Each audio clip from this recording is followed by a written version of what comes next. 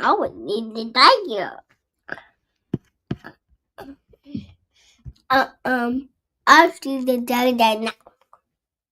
I see the tiger now. I see the tiger. Welcome to the MasterMind Library. They call me Ferdinand, the bringer of balance, leader of many disciplines, and one of your hosts of the MasterMind Library, the home of the MasterMind Book Club on FHTII.com.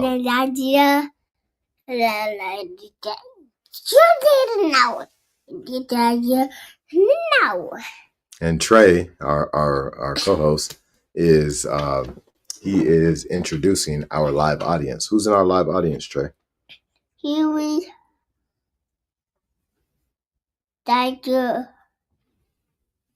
Didi. Very good. We got Huey, Elijah, and Sincere in our live audience today. And as y'all know, for the last couple of months now, we've been in the book Simulacra Simulation, the only book that's featured in the Matrix movies with Keanu Reeves. Great movies. But this book helps us to free ourselves of symbols. So today we're in chapter 14 of Simulacra Simulation. I'm going to go ahead and move there in the book for us. What's going to library? Yep, MasterMind Library. Yeah, that's my baby. You like the MasterMind Library? Yeah, that's my baby. Yeah, okay. Hopefully soon you'll be the one reading the books. Violet.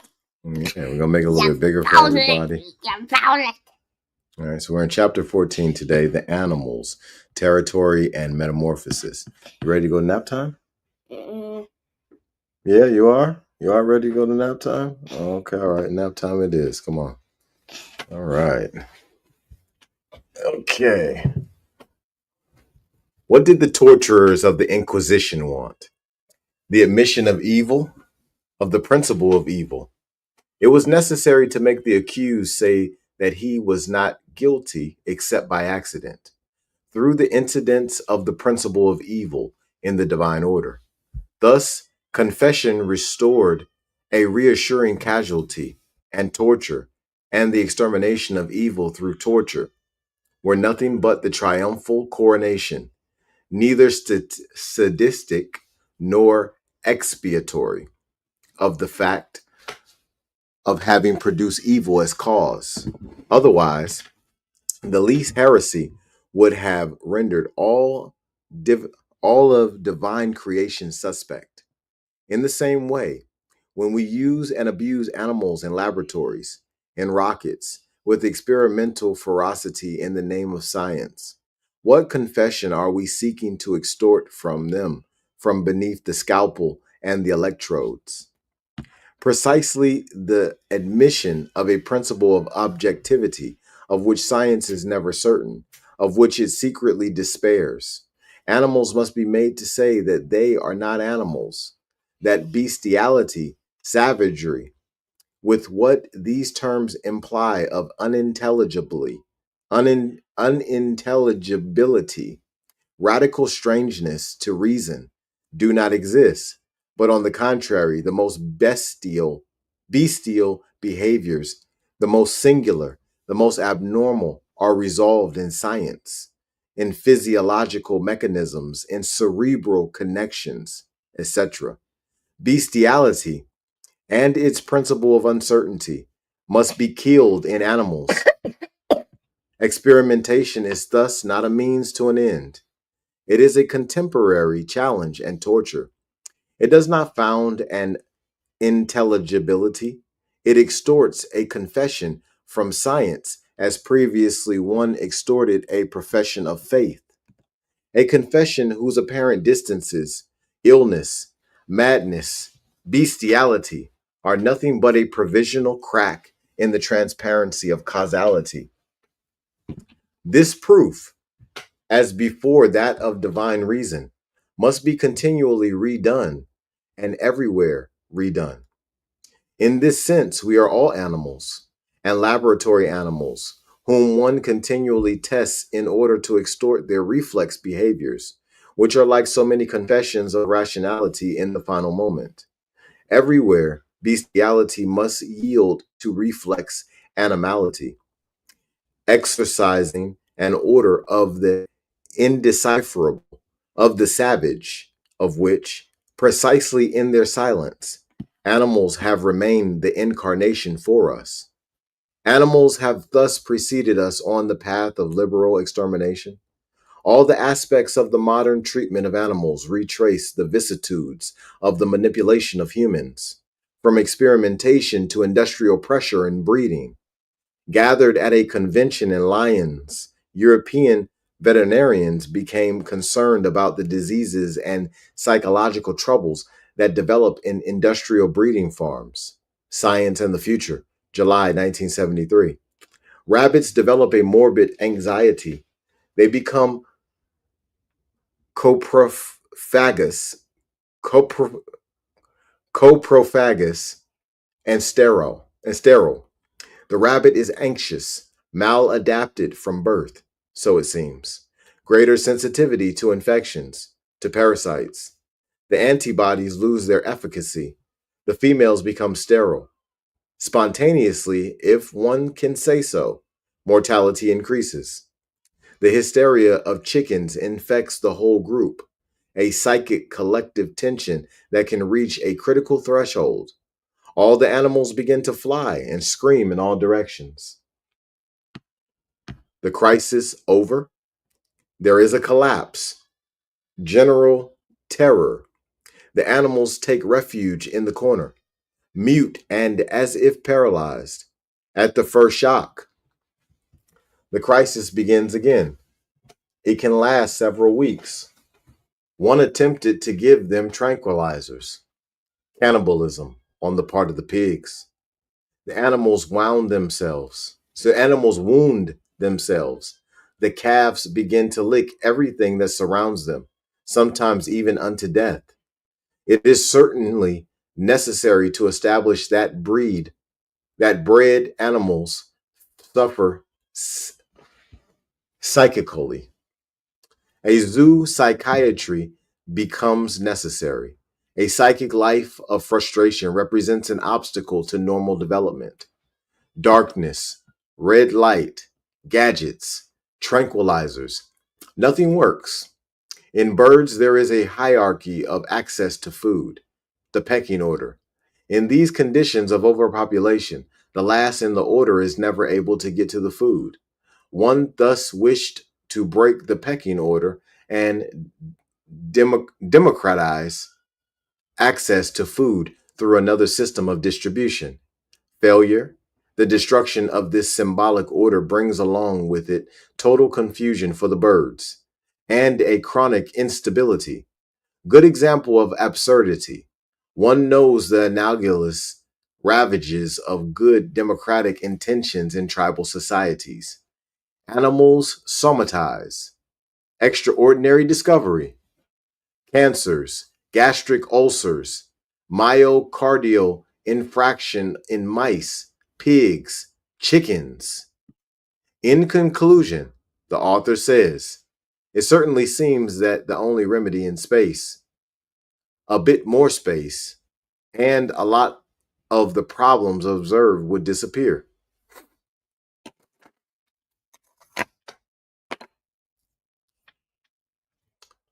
Let's see where we're at. A lot of the problems would disappear. In any case, the fate of these animals will become less miserable. He is thus satisfied with this conference. The current concern about the fate of bred animals is witness, once again, to the alliance of the morality and the meaning of a well understood interest. One cannot simply do whatever one wants with nature. The problems having become serious enough to damage the profitability of business.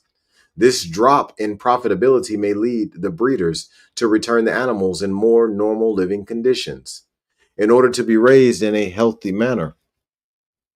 It is now necessary to be always concerned with the mental equilibrium of the animals, and he foresees the time when one will send animals like people, to the country to restore their mental equilibrium. One has never said better how much humanism, normality, quality of life were nothing but the vicissitudes of profitability. The parallel between these animals sick from surplus value and humans sick from industrial concentration, from the scientific organization of work and assembly, line factories is illuminating. In the latter case, as well, the capitalist breeders were led to a revision that was destructive of the mode of exploitation, innovating and reinventing the quality of work, the enrichment of tasks, discovering the human sciences and the psychosociological dimension of the factory. Only the inevitability of death renders the example of the animals more shocking still than that of men on an assembly line. Against the industrial organization of death, animals have no other recourse, no other possible defiance except suicide. All the anomalies described are suicidal. These resistances are a failure of industrial reason, drop in profits, but also one senses that they run counter to the logical reasoning of the specialists. In the logic of reflex behaviors and of the animal, machine, in rational logic, these anomalies are not qualifiable. One will therefore bestow on animals a psychic life, an irrational and derailed psychic life, an irrational and derailed psychic life, given over to liberal and humanist therapy, without the final objective ever having changed: death. With ingenuity, one discovers, like a new and unexplored scientific field, the psychic life of the animal as soon as he is revealed to the maladapted to the death one is preparing for him. In the same way, one rediscovers psychology, sociology, the sexuality of prisoners as soon as it becomes impossible to purely and simply incarcerate them. One, one discovers that the prisoner needs liberty, sexuality, normalcy to withstand prison, just as industrially bred animals need a certain quality of life to die within the norm. And nothing about this is contradictory. The worker also needs responsibility, self management in order to better respond to the imperative of production. Everyone needs a psychic life to adapt. There is no other reason for the arrival of the psychic life, conscious or unconscious, and its golden age, which still continues, will have coincided with the impossibility of a rational socialization in every domain. Never would the humanities or psychoanalysis have existed if it had been miraculously possible to reduce man to his rational behaviors. The whole discovery of the psychological, whose complexity can extend ad infinitum, comes from nothing but the impossibility of exploiting to death the workers, of incarcerating to death the detained, of fattening to death the animals, according to the strict law of equivalences. So much caloric energy and time equal so much work, power, such an infraction. Such an equivalent punishment, so much food, optimal weight, and industrial death. Everything is blocked. So psychic life, the mental, neurosis, the psychosocial, etc., are born not at all in order to break this delirious equation, but to restore the principle of mutually agreed upon equivalences. Beasts of burden, they had to work for man. Beasts of demand, they are summoned to respond to the interrogation of science. 2. Beasts of consumption, they have become the meat of industry. Beasts of somatization, they are now made to speak the psi language, to answer for their psychic life and the misdeeds of their unconscious. Everything has happened to them that has happened to us. Our destiny has never been separated from theirs. And this is a sort of bitter revenge on human reason, which has become used to upholding the absolute privilege of the human over the bestial. Besides, the animals were only demoted to the status of inhumanity as reason and humanism progressed, a logic parallel to that of racism. An objective animal reign has only existed since man has existed. It would take too long to redo the genealogy of their respective statuses. But the abyss that separates them today, the one that permits us to send beasts in our place, to respond to the terrifying universes of space and laboratories, that the one that permits the liquidation of species even as they are archived as specimens in the African reserves or in the hell of zoos, since there is no more room for them in our culture than there is for the dead. The whole covered by a racist sentimentality. Baby seals, Bridget Bardot. This abyss that separates them follows domestication, just as true racism follows slavery. Once animals had a more sacred, more divine character than men. There is not even a reign of the human in primitive societies. And for a long time, the animal order has been the order of reference. Only the animal is worth being sacrificed as a god. The sacrifice of man only comes afterward, according to a degraded order. Men qualify only by their affiliation to the animal. The borrowers are macaws.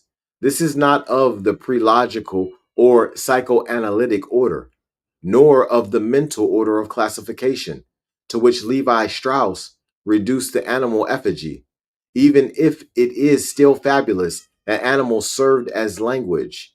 This was also part of their divinity. No, this signifies that Bororos and macaws are part of a cycle, and that the figure of the cycle excludes any division of species, any of the distinctive oppositions upon which we live. The structural opposition is diabolic. It divides and confronts distinct identities. Such is the division of the human, which throws beasts into the inhuman. The cycle itself is symbolic. It abolishes the positions in a reversible enchainment. In the sense, the Bororos are macaws, in the same way that the Kanak say the dead walk among the living. Does Deleuze envision something like that in the becoming animal? And when he says, be the rose panther, whatever it may be, animals have always had, until our era, a divine or sacrificial nobility that all mythologies recount. Even murder by hunting is still a symbolic relation, as opposed to an experimental dissection. Even domestication is still a symbolic relation, as opposed to industrial breeding. One only has to look at the status of animals in peasant society and the status of domestication, which presupposes land, a clan, a system of parentage of which the animals are a part, must not be confused with the status of the domestic pet. The only type of animal that are left to us outside reserves and breeding stations: dogs, cats, birds, hamsters, all packed together in the affection of their master. The trajectory animals have followed, from divine sacrifice to dog cemeteries with atmospheric music, from sacred defiance to ecological sentimentality, speaks loudly enough of the vulgarization of the status of man himself. It once again describes an unexpected reciprocity between the two. In particular, Our sentimentality toward animals is a sure sign of the disdain in which we hold them. It is proportional to this disdain. It is in proportion to being relegated to irresponsibility, to the inhuman, that the animal becomes worthy of the human ritual of affection and protection, just as the child does in direct proportion to being relegated to a status of innocence and childishness. Sentimentality is nothing but the infinitely degraded form of bestiality, the racist commiseration in which we ridiculously cloak animals to the point of rendering them sentimental themselves. Those who used to sacrifice animals did not take them for beasts, and even the Middle Ages, which condemned and punished them in due form, was in this way much closer to them than we are. We who are filled with horror at this practice, they held them to be guilty, which was a way of honoring them. We take them for nothing, and it is on this basis that we are human with them. We no longer sacrifice them, we no longer punish them, and we are proud of them. But it is simply that we have domesticated them. Worse, that we have made of them a racially inferior world, no longer even worthy of our justice, but only of our affection and social charity, no longer worthy of punishment and of death, but only of experimentation and extermination like meat from the butchery. It is the reabsorption of all violence in regard to them that today forms the monstrosity of beasts. The violence of sacrifice, which is one of intimacy, has been succeeded by the sentimental and experimental violence that is one of distance. Monstrosity has changed in meaning. The original monstrosity of the beast, object of terror and fascination, but never negative, always ambivalent, object of exchange also, and of metaphor, in sacrifice, in mythology, in the heraldic bestiary, and even in our dreams and our phantasms. This monstrosity, rich in every threat and every metamorphosis, one that is secretly resolved in the living culture of men, and that is a form of alliance, has been exchanged for a spectacular monstrosity, that of King Kong wrenched from his jungle and transformed into a music hall star. Formerly, the cultural hero annihilated the beast, the dragon, the monster, and from the split blood plants, men, culture was born. Today, it is the beast, King Kong, who comes to sack our industrial metropolises, who comes to liberate us from our culture. A culture dead from having purged itself of all real monstrosity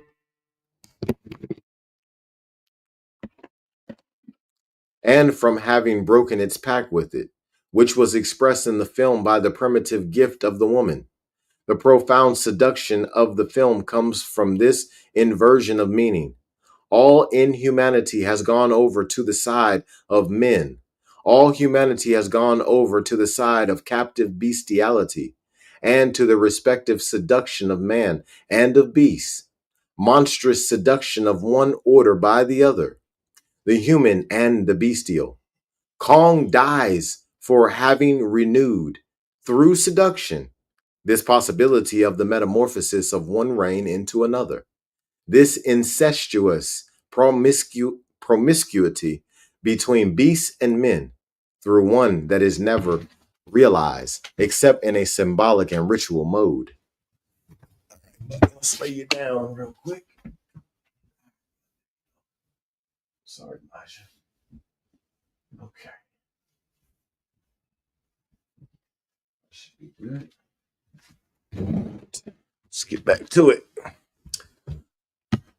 In the end, the progression that the beast followed is not different, is not different form that of madness and childhood, of sex and negritude, a logic of exclusion, of reclusion, of discrimination, and necessarily, in return, a logic of reversion, reversible violence that makes it so that all of society finally aligns itself on the axioms of madness, of childhood, of sexuality, and of inferior races, purged, it must be said, of the radical interrogation to which, from the very heart of their exclusion, they lent importance. The conversion of processes of civilization is astounding. Animals, like the dead, and so many others, have followed this uninterrupted process of annexation through extermination, which consists of liquidation, then of making the extinct species speak, of making them present the confession of their disappearance, making animals speak as one has made the insane, children speak, sex, folk cult speak. This is even diluted in regard to animals, whose principle of uncertainty, which they have caused to weigh on men since the rupture in their alliance with men, resides in the fact that they do not speak. The challenge of madness has historically been met by the hypothesis of the unconscious.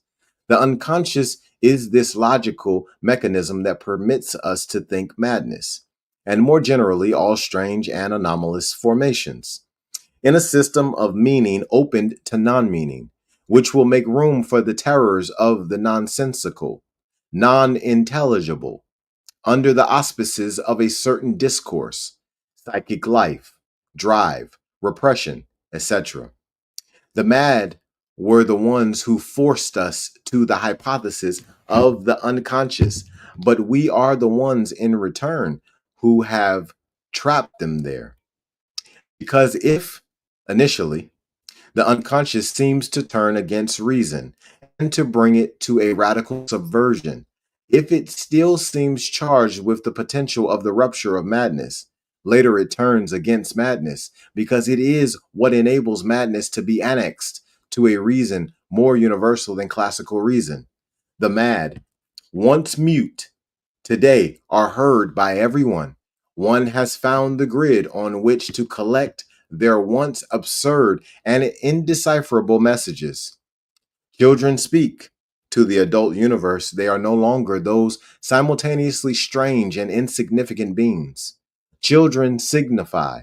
They have become significant, not through some sort of liberation of their speech, but because adult reason has given itself the most subtle means to avert the threat of their silence. The primitives also are heard. One seeks them out. One listens to them. They are no longer beasts. Levi Strauss pointed out that their mental structures were the same as ours. Psychoanalysis rallied them to Oedipus and to the libido. All of our codes functioned well, and they responded to them. One had buried them under silence. One buries them beneath speech. Different speech, certainly, but beneath the word of the day. Difference, as formerly one did beneath the unity of reason. Let us not be misled by this. It is the same order that is advancing. The imperialism of reason, neo-imperialism of difference. What is essential is that nothing escape the empire of meaning, the sharing of meaning.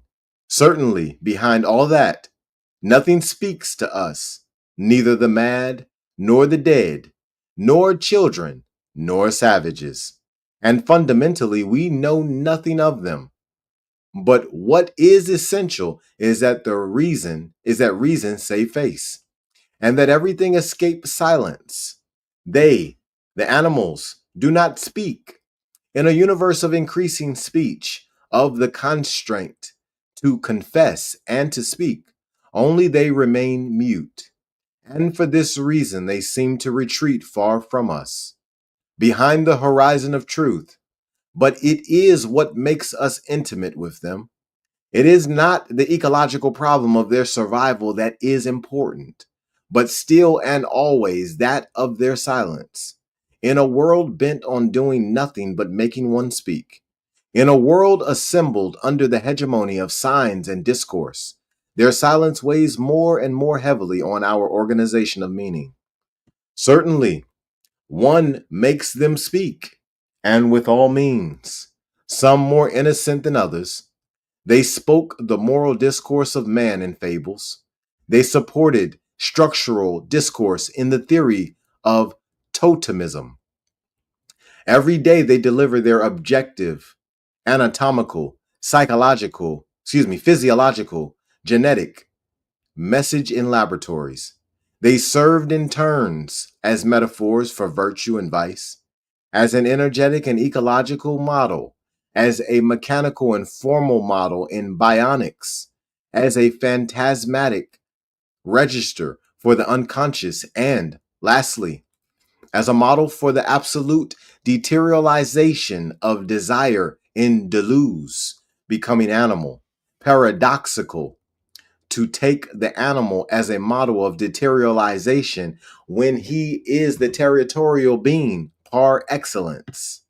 In all this, metaphor, guinea pig, model, allegory, without forgetting their alimentary use value, animals maintain a compulsory discourse. Nowhere do they really speak because they only furnish the responses one asks for. It is their way of sending the human back to his circular codes, behind which their silence analyzes us. One never escapes the reversion that follows any kind of exclusion. Refusing reason to madmen leads sooner or later to dismantling the basis of this reason. The mad take revenge in some way, refusing animals, the unconscious repression. The symbolic, confused with language, is, one can hope, sooner or later, in a sort of disconnection subsequent to that of madness and of the unconscious, to put in question, once again, the validity of these concepts, just as they govern and distinguish us today. Because, if formerly the privilege of man was founded on the monopoly of consciousness, today it is founded on the monopoly of the unconscious. Animals have no unconscious. This is well known. Without a doubt, they dream. But this is a conjecture of a bioelectrical order, and they lack language, which alone gives meaning to the dream by inscribing it in the symbolic order. We can fantasize about them, project our fantasies on them, and think we are sharing this mise en scene. But this is comfortable for us.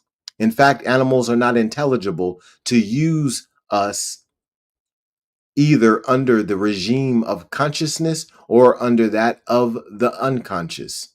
Therefore, it is not a question of forcing them to it, but just the opposite of seeing in what way they put in question this very hypothesis of the unconscious, and to what other hypothesis they force us. Such is the meaning, or the non-meaning of their silence. Such was the silence of madmen, that it forced us to the hypothesis of the unconscious. Such is the resistance of animals, that it forces us to change hypotheses. For if to us they are and will remain unintelligible, yet we live in some kind of understanding with them. And if we live in this way, under the sign of a general ecology, where in a sort of planetary niche, which is only the enlarged dimension of the Platonic cave, the ghosts of animals and the natural elements would come to rub against the shadow of men who survived in their political economy. No, our profound understanding with beasts, even on the road to disappearance, is placed under the conjugated sign, opposite in appearance, of metamorphosis and of territory. Nothing seems more fixed in the perpetuation of the species than animals, but yet they are for us the image of metamorphosis, of all possible metamorphoses. Nothing more errant, more nomadic in appearance than animals, and yet their law is that of the territory. But one must push aside all the counter meanings on this notion of territory. It is not at all the enlarged relation of a subject or of a group to its own space, a sort of organic right to private property of the individual, of the clan, or of the species. Such is the phantasm of psychology and of sociology extended to all of ecology, nor this sort of vital function of an environmental bubble where the whole system of needs is summed up. A territory is also not a space. With what this term implies for us about liberty and appropriation, neither instinct nor need nor structure, be it cultural and behavioral. The notion of territory is also opposed in some way to that of the unconscious. The unconscious is a buried, repressed, and indefinitely subdivided structure. The territory is open and circumscribed. The unconscious is the site of the indefinite repetition of subjective repression and fantasies. The territory is the site of a completed cycle of parentage and exchanges, without a subject, but without exception. Animal and vegetal cycle, cycle of goods and wealth, cycle of parentage and the species, cycle of women and ritual. There is no subject and everything is exchanged. The obligations are absolute therein, total reversibility. But no one knows death there, since all is metamorphosed. Neither subject, nor death, nor unconscious, nor repression, since nothing stops the enchainment of forms. Animals have no unconscious, because they have a territory. Men have only had an unconscious since they lost a territory. At once, territories and metamorphoses have been taken from them. The unconscious is the individual structure of mourning in which this loss is incessantly, hopelessly replayed. Animals are the nostalgia for it. The question that they raise for us would thus be this one: don't we live now and already, beyond the effects of the linearity and the accumulation of reason, beyond the effects of the conscious and the unconscious, according to this brute symbolic mode of indefinite cycling and reversion over a finite space, and beyond the ideal schema that is that of our culture, of all culture, maybe, of the accumulation of energy, and of the final liberation. Don't we dream of implosion rather than of explosion, of metamorphosis rather than energy, of obligation and ritual defiance rather than of liberty, of the territorial cycle rather than of, but the animals do not ask. They are silent. Notes 1. Thus, in Texas, 400 men and 100 women experiment with the sweetest penitentiary in the world. A child was born there last June, and there were only 3 escapes in 2 years. The men and women take their meals together and get together outside of group therapy sessions. Each prisoner possesses the only key to his individual room. Couples are able to be alone in the empty rooms. To this day, 35 prisoners have escaped, but for the most part, they have returned of their own accord. 2. In French, bêtes de somme means beasts of burden. Baudrillard plays with the word somme in the phrase that follows: bêtes de sommation. Elles sont sommes de répondre à l'interrogatoire de la science. And in the use of the word consummation in the following phrase, trans. 3. That animals wander is a path. That animals wander is a myth, and the current representation of the unconscious and of desire as erratic and nomadic belongs to the same order. Animals have never wandered, were never deterritorialized. A whole liberatory, phantasmagoratory, phantasmagoria is drawn in opposition to the constraints in modern society, a representation of nature and of beasts as savagery, as the freedom to fulfill all needs, today, of realizing all his desires, because modern Rousseauism has taken the form of the in the indeterminacy of drive, of the wandering of desire, and of the nomadism of infinitude. But it is the same mystique of unleashed, non coded forces with no finality other than their own eruption.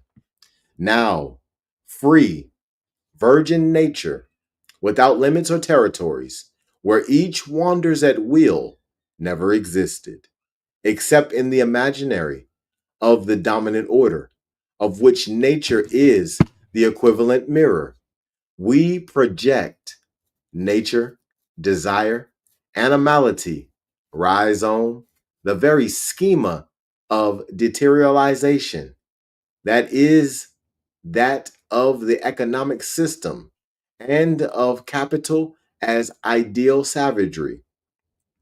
Liberty is nowhere but in capital. It is what produced it. It is what deepens it. There is thus an exact correlation between the social legislation of value, urban, industrial, repressive, etc., and the imaginary savagery one places in opposition to it. They are both deterritorialized and in each other's image. Moreover, the radicality of desire, one sees this in current theories, increases at the same rate as civilized abstraction, not at all antagonistically, but absolutely according to the same movement, that of the same form, always more decoded, more decentered, freer, which simultaneously envelops our real and our imaginary. Nature, liberty, desire, etc., do not even express a dream, the opposite of capital. They directly translate the progress or the ravages of this culture. They even anticipate it because they dream of total deterritorialization, where the system never imposes anything but what is relative. The demand of liberty is never anything but going further than the system, but in the same direction. Neither the beasts nor the savages know nature in our way. They only know territories, limited, marked, which are spaces of insurmountable reciprocity. 4. Thus, Henry Laborit refuses the interpretation of territory in terms of instinct or private property. One has never brought forth as evidence, either in the hypothalamus or elsewhere, either a cellular group or neural pathways that are differentiated in relation to the notion of territory. No territorial center seems to exist. It is not useful to appeal to a particular instinct, but it is useful to do so in order to better return it to a functionality of needs extended to include cultural behaviors, which today is the vulgate common to economics, psychology, sociology, etc. The territory thus becomes the space necessary to the realization of the act of bestowing, the vital space, the bubble. The territory thus represent the morsel of space in immediate contact with the organism, the one in which it opens its thermodynamic exchanges in order to maintain its own structure, with the growing interdependence of human individuals, with the promiscuity that characterizes the great modern cities. The individual bubble has shrunk considerably, spatial, functional, homeostatic conception, as if the stake of a group or of a man, even of an animal, were the equilibrium of his bubble and the homeostasis of his exchanges, internal and external. And that concludes chapter 14. On our next episode, we'll be coming back with chapter 15 on the remainder. Powerful chapter, y'all. Hope you're checking this out. Very important information that was gifted here today from Simulacra Simulation. We need to have a different viewpoint on how we see the animals of our society. We are treating them like they're our things to do with whatever we may choose. But they are beings. They are life forces. They are beings in our existence. And we are in their existence simultaneously. We need to care for the animals. We need to treat them as we choose to be treated. We need to treat them as we would honor thy mother and father for thy days to be long upon the earth. Let's take care of the animals, y'all. And this is Simulacra Simulation, y'all. Powerful book, helps you to free yourself of symbols. All right. Y'all be blessed and expose your gift.